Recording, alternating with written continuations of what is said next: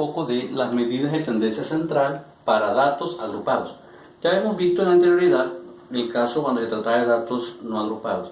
¿Qué son datos agrupados? Son datos que vamos a encontrar organizados en forma de tablas, en forma de intervalos, a los cuales pues ya nos va a quedar, digamos, un poco más práctico hallar las medidas de tendencia central. ¿Por qué? Porque vamos a hacer uso de fórmulas matemáticas, de algoritmos matemáticos. Entonces, comenzamos definiendo la medida aritmética. Aquí tenemos la fórmula x barra igual sumatoria de xy por fi entre n.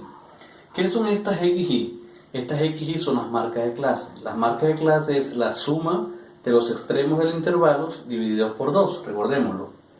Fi corresponde a la frecuencia absoluta, Fi minúscula, y n corresponde al número total de datos registrados. La mediana. Aquí tenemos la fórmula Li más n sobre 2 menos Fi mayúscula menos 1 sobre Fi minúscula por c. ¿Qué representa este Li? Li representa el límite inferior de la clase mediana. La clase mediana es aquel intervalo que contiene a la mitad de los datos. Ese lo ubicamos con la frecuencia absoluta acumulada.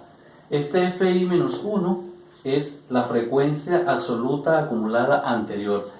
En estadísticas, estas expresiones y a la menos 1 significa anterior. No es que vamos a restar, sino que significa anterior. Entonces, frecuencia acumulada anterior. Esta es la frecuencia absoluta, n es la mitad de los datos y este c es el tamaño del intervalo.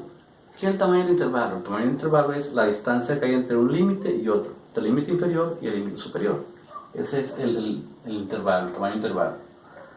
El caso de la moda, pues aquí tenemos la fórmula también, MO igual a LI más FI más 1, FI menos 1 más FI más 1. ¿Qué significa este FI más 1? Es la frecuencia absoluta siguiente. No es que hay que sumarle 1, no, es la frecuencia absoluta siguiente. Fi menos 1 es la frecuencia absoluta anterior. C es el tamaño del intervalo. Li aquí corresponde al límite inferior de la clase modal. ¿Cuál es la clase modal? El intervalo donde está contenida la mayor frecuencia absoluta. Entonces, el valor inferior de ese intervalo es el que llamamos límite inferior. C sigue siendo el tamaño del intervalo.